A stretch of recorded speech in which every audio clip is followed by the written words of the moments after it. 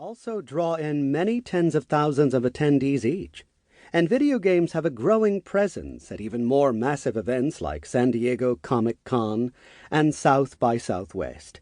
These events can each have hundreds of thousands of attendees. Even if you don't play the big console releases or drive to Seattle and sleep in your car for 3 days so you can attend an expo, games are still all around you. Smartphones, Facebook, and the web are stuffed with video games of all different kinds. Phones and tablets are the fastest growing area for video games, according to some market analysts, and every bored commuter in the last few years. If you've ever had a few minutes to kill waiting in line or sitting on a dull conference call at work, you've probably played some Game of War, Dragon City, Clash of Clans, or one of the many games like them.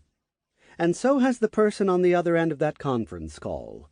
King, the developers of the colorful puzzle game Candy Crush Saga, announced in a November 2013 press release that in just its first year, the game was downloaded and installed on Facebook and mobile devices more than 500 million times. That sounds ridiculous, but while King is leading the pack with its game, others aren't far behind. Mobile and social games are stretching the definition of video game to fill in all the corners of popular culture. What, for example, could be more traditional than the Boy Scouts of America and soft drinks?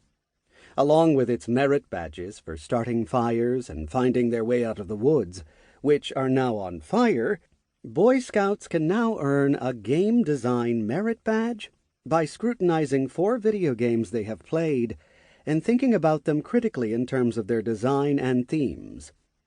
They might do this while sipping on a specially packaged Spartan Fuel bottle of Mountain Dew, featuring Master Chief, the hero from the Halo series of first-person shooter games.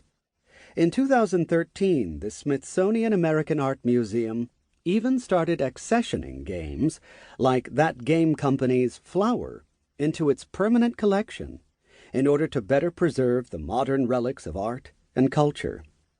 And, of course, I don't have to tell you how easy it is to find characters in television shows like Big Bang Theory that play games, or product placements like when Walt Jr. played the appropriately named Rage during an episode of Breaking Bad.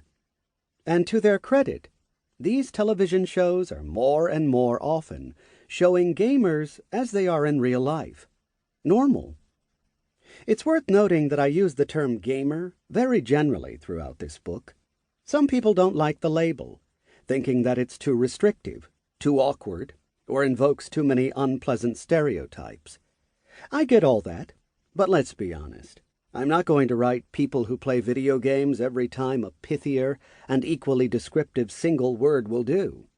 And just as the definition of video games is evolving, the idea of what qualifies as a gamer is also changing. For one, they're not just for kids. Many adults who grew up playing games with Mario, Link, or the doomed Space Marine still love now what they loved then. The ESA report that I mentioned also found that 74% of video game players were older than 18, with an average age of 35. 50% of all gamers are female, either girls or grown women.